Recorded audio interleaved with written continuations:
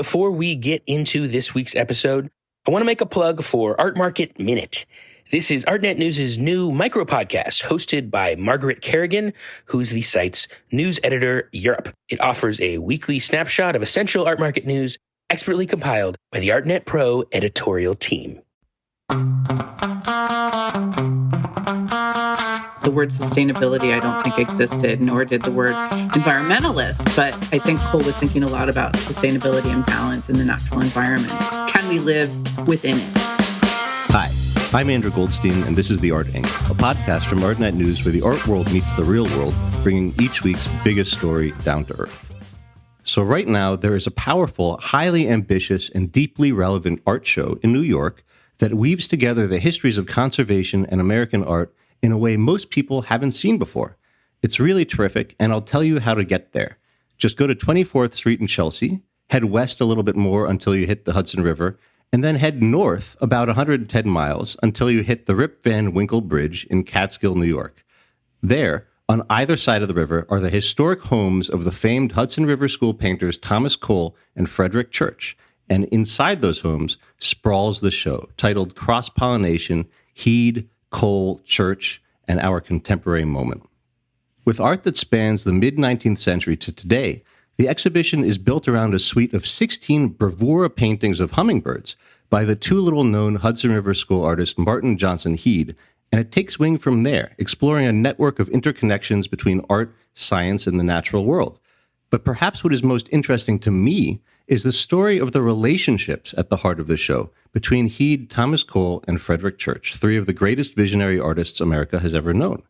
So today, to talk about these artists, what we owe them, and the exhibition they inspired, I'm very happy to have Thomas Cole National Historic Site curator Kate Menconeri on the show today. Thanks very much for coming on The Art Angle, Kate. Thank you so much for having me. I'm really excited to talk with you today. So you're one of the organizers of Cross-Pollination, having worked alongside colleagues at the Olana Partnership, Bard College, and Crystal Bridges. You're also an expert in the artist Thomas Cole. And that is where I'd like to start.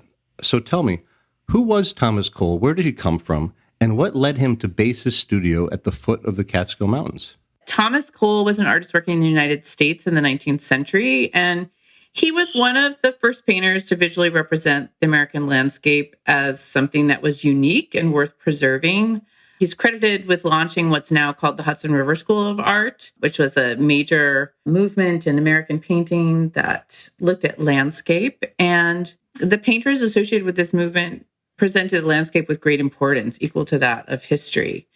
Cole actually was born in England, and he grew up in Lancashire, where the Industrial Revolution was kind of rolling ahead, and there were canals in his town that transported raw coal. And when he came to America as an economic migrant with his family in 1818, he was just so impressed with the landscape and the wilderness and the natural part of America. And I think it was definitely influenced by what he had seen growing up. So he kind of romanticized America. And it was in 1825 when he made his first trip from New York City up to the Catskill Mountains. And he thought they were the sublimest mountains in the world. And the year that Cole made his first trip up the Hudson River was the same year the Erie Canal opened.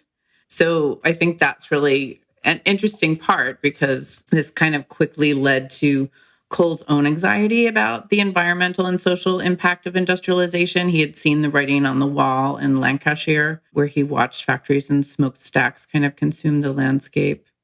And if I'm correct, I think the Catskills and the surrounding Hudson Valley were newly in vogue at this time. Why was that? When Cole came to Catskill, if you can imagine, he was both delighted, but also saw escalating development. And unlike this idea that the landscape was pristine, that's really a myth. It was pristine in some ways, but it was also in the throes of industrial development. So there were over 40 tanneries, 50 iron foundries, paper mills, all kinds of different industry percolating along the Hudson River, but also tourism. And a railroad was coming in that allowed people to make the trip from New York City up into the Catskill Mountains. And people were coming here because they wanted restoration and rest. But at the same time, of course, all of these different industries were also taking hold, like the tanning industry is one of the most significant sources of deforestation that Cole witnessed. I mean, I think that's very important and really interesting because it shows you a moment in flux where here comes Thomas Cole coming from Lancashire, this industrial wasteland in England, and he comes to the Hudson Valley and he sees this as being a pristine Edenic site, but at the same time, it's something that is being despoiled by industry. And so he wants to protect it. And he begins to paint the landscape there. So what exactly does he paint? How does he paint it? And why is that important?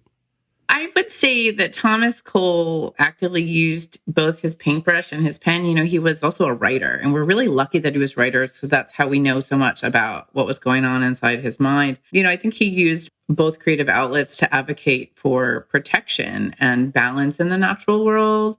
So, for instance, one of the earliest works that he made is a painting called Lake with Dead Trees, Catskill in 1825, and it shows recently felled hemlock trees that were stripped as part of the process of tanning leather. And the tanning industry was really catastrophic, but like fracking, the tanners would settle into an area, strip the hemlock bark, and then move on to the next and kind of destroying and depleting the forests around them as they went.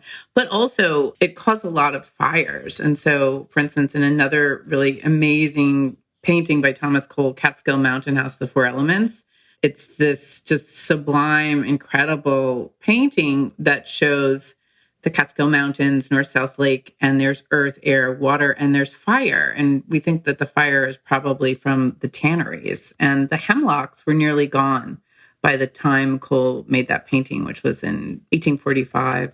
The year before Emerson published Nature, in 1835, Cole delivered his lecture on American scenery at the annual meeting of the new academy to the New York Lyceum. And in this text, he wrote about elements of landscape, but he also wrote about his distress. He talked about how the beauties of the landscape were passing away and the ravages of the axe are daily increasing. And he was talking about how this beautiful place will be desecrated by what is called improvement. And improvement, of course, is the railroads and industry and all of these things. And he knew we needed wood and lumber and we needed to build houses, but he was calling for balance. And can we do it in a way that the word sustainability, I don't think existed, nor did the word environmentalist. But I think Cole was thinking a lot about sustainability and balance in the natural environment. Can we live within it? It's telling about the historical grand scope that he was viewing this landscape in, that he's probably best known today for a very unusual 5-part allegorical landscape series called The Course of Empire from 1833 to 1836. What is that series about? Well, The Course of Empire is one of my absolute favorites, and it's so relevant today. Like when I look at it or I read Cole's writing about it, it's like, oh, right, that's happening right now. But it's a cyclical series. It's 5 paintings, and I view it as, you know, a series of a landscape transformed by human intervention. And it moves from this kind of pristine natural world to the final work, which is called Desolation. And so it shows the rise and fall of a human civilization. And I kind of think of it as a cautionary tale. It's a fascinating series. But if you look very closely at that painting, on the top of the ruins, there's birds' nests. And maybe within that is this idea that nature has the power to regenerate. So about a decade after this cycle, a teenager named Frederic Church comes into Cole's life. How did that happen, and who was Frederic Church? Frederic Church came to study with Thomas Cole when he was 19, and Cole at this point had established himself in Catskill, New York. You know, after coming up the first time in 1825, he fell in love with the Catskills, but he also fell in love with this young woman, Maria Bartow. In 1836, he moved to Catskill full time and got married. And it was actually Daniel Wadsworth who wrote to Cole and said, you know, there's this young man who is just a brilliant artist and has an eye for drawing. He's never drawn the landscape, but he really wants to. Can he come and study with you? And of course, it was Frederic Church. So Frederic Church came to study with Cole between the years of 1844 and 1846. And the relationship and the connection between the two artists, even though he was there studying with Cole for only 2 years, lasted for the artist's entire lifetime and spanned their families. What role did nature and conservation play in their relationship? Cole took Church out into the landscape and taught him to be truthful to nature, which was kind of interesting because Cole was truthful to nature, but he was also thinking about allegory. And someone once said that Cole and Church were like Emerson and Thoreau. And so Cole was kind of waxing poetically or philosophically about nature as Emerson would. And Thoreau and Church are also poetic, but they're also coming of age in a time where science is rapidly developing and new information about science is happening. And that's another really fascinating thing, is that Cole is part of the first part of the 19th century, and this is pre-Darwin, whereas Church is living in a different part of the time where he's using photographs and different things almost as specimens and souvenirs to inform his own work. And so in the exhibition Cross-Pollination, for instance, we brought together some of Thomas Cole and Frederic Church's sketches that they made, including early sketches by Church, who of course has gone on to be one of the most important American landscape painters of the 19th century and in American art. But we have some of his early sketches of different trees on view next to sketches by Thomas Cole of chestnuts. And you can see that Cole taught him to take very careful notes about the colors, the temperature, all of these details. And then they would go out into the landscape with these sketches and then come back and create major paintings on their easels. So they were both easel painters. I think one of the most salient things for a visitor who comes to the Thomas Cole house and then goes to Olana, which is Frederic Church's house, to come see this show, is the difference between these two houses. Because Cole lived in a nice but fairly modest house with these incredible panoramic views of the Hudson and the surrounding mountainscape. But then you go across the Rip Van Winkle Bridge to Frederic Church's house, and it's this palatial fantasia, this architectural, invention sitting on 250 acres of prime scenic real estate. I just wonder, how do you explain the difference between these two homes and the situations of these two men? Olana, of course, is the landscape and the house. It's not just the building, it's the entire 250 acres. I think of it as a giant artwork. Olana is a giant artwork that he was actually framing the landscape itself. And he's so ahead of his time when you think about it. I just think Cole and Church were of different time periods. Cole was an economic migrant from England. He was supporting his parents and his sisters. And then when he moved to Catskill and Cedar Grove, he was supporting his wife and the family there. They had 4 children. Church came from a different background and a different family and traveled a lot. So they were also inspired by different sources as well. But Cole was in Catskill from 1836 to 1848 when he passed away. And one of my favorite stories actually is that when Church was a young artist studying with Cole, Cole brought him to this hill called Red Hill, which is now where Olana is based. So he had taken him there to sketch. It was years later in 1860s when Church came back and purchased the farm in this area of Red Hill and began to develop and build Olana. And it's no coincidence that Church came back to this amazing landscape where he had first worked with his mentor and that he built Olana directly across from Cole's house. So I think that is kind of a labor of love, but also just speaks to the long-term connection between the artists. I want to zero in on one very interesting distinction between the artists, which is that, Thomas Cole, during his prime, was one of America's most famous artists. And he, of course, is the famed founder of the Hudson River School. And then Frederic Church kind of took this to a different level, where he made these incredible, almost IMAX-style, sweeping landscape portraits, most famously Heart of the Andes, which he displayed in New York City with theatrical lighting to sold-out audiences that came and paid 25 cents to come and have the privilege of sitting there and looking at opera glasses at the incredible naturalistic precision and, this real documentary style that he brought to this panorama. And then that painting eventually sold for $10,000, which at the time was the highest price ever paid for a work by a living American artist. So Church came from money, but he also was an incredible businessman. So I want to get to the third figure in the title of the show, who is Martin Johnson Heade. Now, how did Martin Johnson Heade figure into this equation?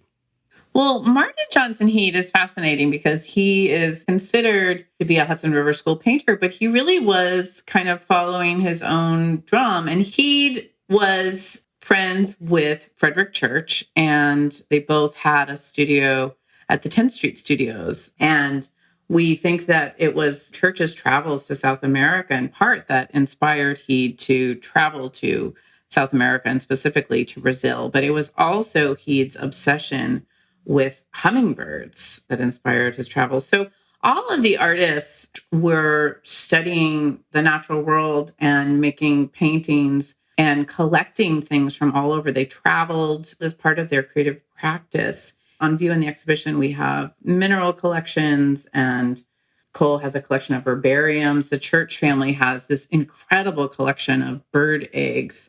Martin Johnson Heade painted for over 65 years, and he started doing portraits and then landscapes, and then still lifes and marshes. And what's so interesting, this whole exhibition, Cross-Pollination, takes flight from Martin Johnson Heade's series, The Gems of Brazil, which we have 16 of them across Olana and at the Thomas Cole site. And the Gems of Brazil, when you look at them, they are these 12 by 10 inch paintings of hummingbirds, and they're larger than life. They're within these Brazilian landscapes.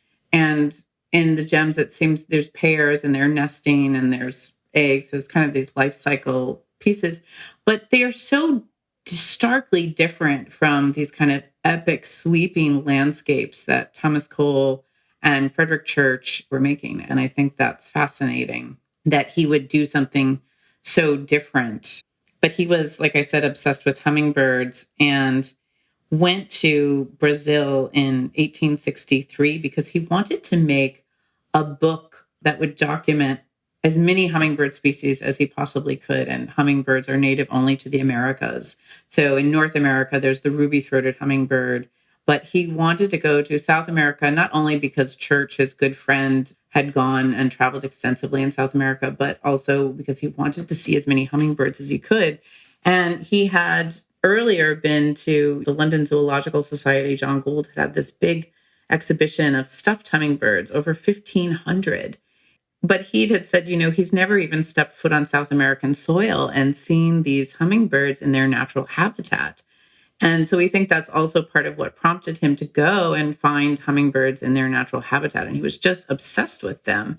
And he arrived in Brazil in September of 1863. And we know that he painted at least 12 gems of Brazil. And he was going to make a book called The Gems of Brazil. And the book was never realized. The story is that he didn't have enough money to do it, but also that the color of the chromolithographs were not as good as the actual birds. The Gems of Brazil are called the Gems of Brazil because of their intense, amazing jewel-like color. And they're even called things like amethyst wood star and topaz. We know from his notebooks that he was studying their behavior and aware that they belonged and were part of a natural habitat, and aware that these pollinators had a symbiotic relationship with the flowers and the pollen makers, and that they were all part of a habitat. And what I found so interesting about that is that, this is 1860s, our idea about science was changing at that time. When Cole came of age, there was no Darwin. They were all definitely aware of Alexander von Humboldt, who wrote about the interconnectivity of nature and that all things in nature are related, interconnected. But it was Darwin and other thinkers during the time who proposed that nature was not a static thing that God had made that was just perfect and never changing, but in fact, nature was an evolving, organic, dynamic system of interdependences and relationships among elements. Also, in 1866, the term ecology was coined, ecology being the interconnection of natural elements. And so this idea that the hummingbirds are part of the environment is kind of what inspired cross-pollination, and the way that Heade, as an artist, was calling upon both his imagination and his sense of wonder in looking at the hummingbirds and wanting to paint every single one he could possibly find because he was so moved by them. But also he was fascinated by their relationship to the flowers and their relationship to each other and their relationship to the environment. And I think that it's really interesting how that also resonates with new ideas in science in this latter part of the 19th century. I mean, it's fascinating because you pointed out before how these tiny little birds are painted as though they are bigger and more foregrounded than the mountains. And that's not just a little bit of formal gamesmanship. It's really deeply invested in the cutting edge natural science of his day. I know that Darwin actually said that it was impossible to paint hummingbirds because their coloration was just so extraordinary that it couldn't be captured. Did he take that as kind of like a challenge, perhaps? Yeah, it's funny you should mention that because there's this story that at that John Gould exhibition in London, Charles Dickens attended and had expressed the opinion that the most vivid colors of the painter's palette could not duplicate the hummingbird's ever-varying tints. Art historians have said, well, maybe that was also what inspired Heade to go to Brazil and kind of be like, well, yes, I can. And then, of course, what's so funny about the end of that story is that the paintings are extraordinary, but he never actually made the book of chromolithographs because he didn't like the color plates. So it's kind of this funny story of color. But, can artists imitate nature? I don't know.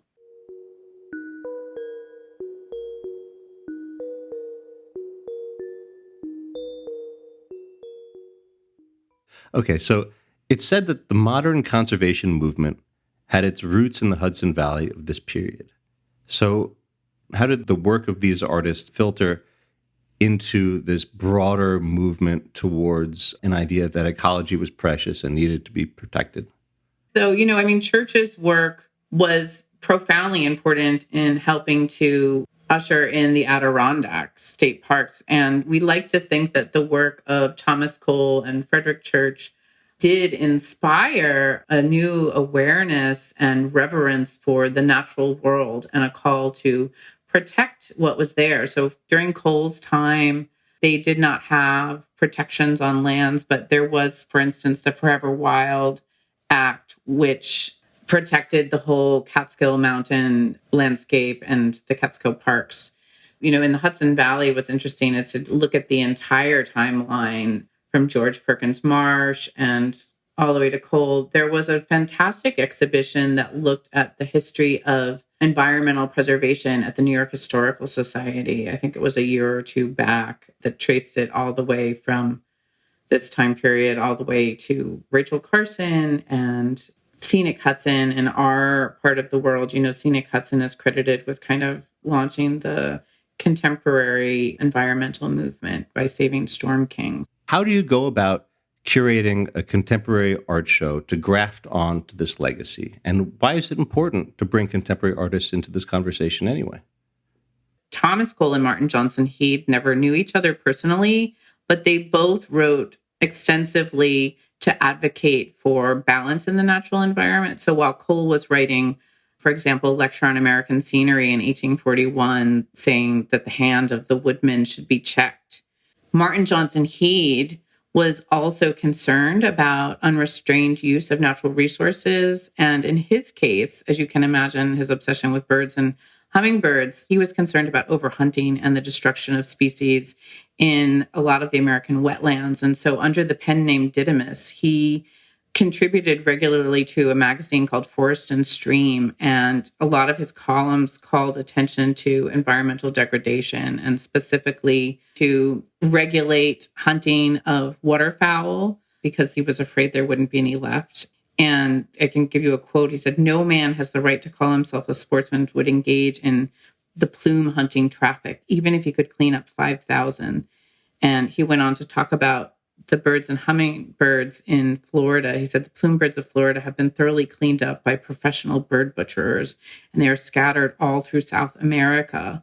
Between the frost, taxidermists, and milliners, I fear they'll all be exterminated in a few years.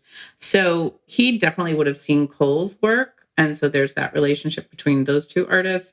But what I love about these two artists and Frederic Church is that they were all really directly thinking about environmental sustainability and balance. And I think that their call for ecological awareness and action definitely reverberates among contemporary artists today who are also, like Heade, Cole, and Church, they are observing and engaging the natural world and directly confronting and wrestling with critical issues now related to biodiversity, habitat protection, and climate change. And so artists today are also drawing on the latest scientific studies and thinking very critically about our own moment and what's happening. And so the exhibition Cross-Pollination was conceived as an entire whole exhibition of looking at artists who are looking at the interplay between art and science and art and environment and art and ecology,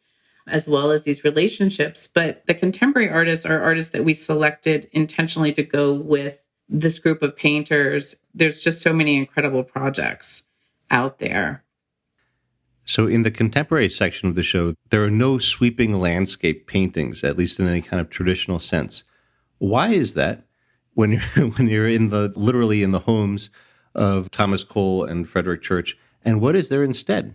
There are definitely incredible painters working today who are painting sweeping landscapes, but I feel like Cole and Church did that. So for instance, Paula Hayes is an artist who has work at Olana and at the Cole site. And rather than paint a landscape on a canvas, she actually creates miniature ecosystems and sculpts actual living landscapes with plants. She has terrariums filled with plants and terrariums filled with minerals and crystals, which are also things that grow in the earth.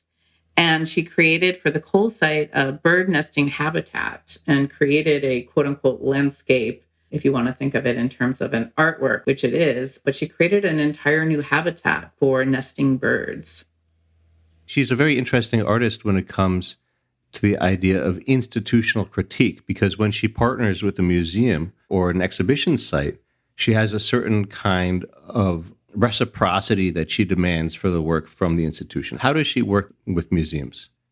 In the Victorian age, there was this moment in the 19th century where everyone wanted to go into the jungle and collect orchids and all these amazing specimens from the natural world. So Paula created these terrariums, which are hand-blown glass terrariums, and some of them are as old as 10 years old. They're these kind of miniature ecosystems. But I was talking with her and, and I look at them, I'm like, oh, these are mini ecosystems and we are stewards and we must take care of them.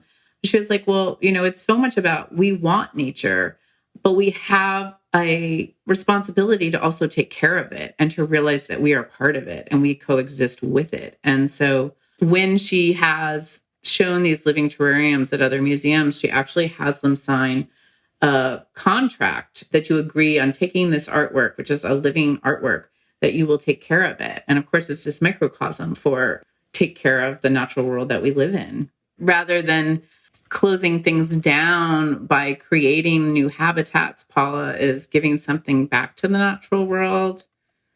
It leads me to think about Mark Dion and Dana Sherwood's Pollinator Pavilion. Tell me about that one. What is that? Mark Dion and Dana Sherwood created for the exhibition, inspired by Heade's Gems of Brazil. They wanted to create an interactive sculpture that we look at it and it's this gorgeous confection architectural pavilion that's filled with flowers and feeders and it's painted and it's just gorgeous. But it was not made for human animals. The interactive sculpture is actually created to provide sustenance to pollinators and to offer human visitors this kind of space to encounter them up close, particularly the ruby-throated hummingbird, which is the only hummingbird that's native to this region. So I kind of think about Heade going to Brazil to see the hummingbirds in person, and Mark and Dana were like, well, the next best thing to Heade's Gems of Brazil paintings is to actually see hummingbird in person. And so they created this incredible pavilion as a feast for pollinators, to give something back to pollinators rather than taking something from nature, rather than mining nature. They wanted to give something back. And so this idea of reciprocity is very powerful, but it also allows us to kind of have a face-to-face encounter with pollinators and to realize that we all share the same space. But it also kind of invites these questions like, how do we interact with pollinators? How are we trying to shape or control nature? Or, are we telling the pollinators to come to this pavilion where there's sugar water and plants, and we have this idea as people or the artists that we are in control and we can get these pollinators and hummingbirds to come to us. But in fact, we're not in control at all. The hummingbirds will come if they want to. So I think that's kind of a really interesting shift.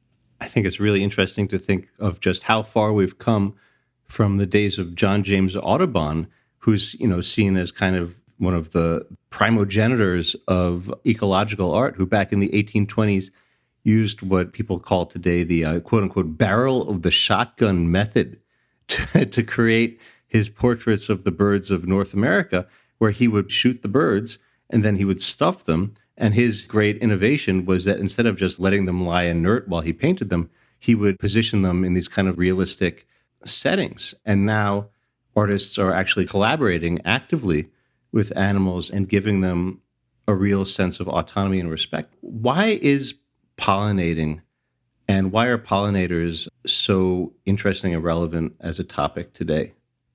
You've probably read all of the articles about the insect apocalypse and the collapse of the beehives. We're kind of in this moment where human impact on the natural world has had such effects that there's been great loss to habitats and then great loss to pollinators. And of course, that we are actually the same way that the hummingbirds are interdependent on the flowers in Heade's paintings. We are interdependent on pollinators for our food supply. The majority of our plant-based food does require pollination. And so without pollinators, what are we eating? It's a very good question. And it is just one of the many strands that this show opens up. And, as I said in the introduction, I think this is a really, really valuable and important show. And I recommend that people come and check it out because it's like a palimpsest of a lot of important environmental thought that stretches back over a century and a half. So thank you very much for coming on The Art Angle, Kate. It's been a pleasure talking with you. Thank you so much. That's it for this week's episode of The Art Angle. And as a matter of fact, that's it for me hosting the show for a little while because my wife and I are about to have a baby. So we're very excited about it. And yes, you can probably expect to be hearing my new little co-host crying in the background when I return in the fall. In the meantime, I'm very happy to say that I will be turning over the reins of The Art Angle to a whole slew of guest hosts from the team at ArtNet News, some of whom you know as mainstays of the pod, and others who you may not have met yet. They have some really exciting episodes in the works, and I'll be looking forward to tuning in from the changing table. So that's really it now for this week's episode. If you like what you heard, you can subscribe to the show on Apple Podcasts, Spotify, or wherever else you get your podcasts. Also, take a moment to rate and review us. It will help other listeners discover what we're doing. Also, if you have some feedback or maybe a recommendation for a future episode, go ahead and email us at podcasts@artnet.com. That's podcasts@artnet.com. The Art Angle is produced by Sonia Manalili, Tim Schneider, and Caroline Goldstein. Thanks for listening, and see you in the fall.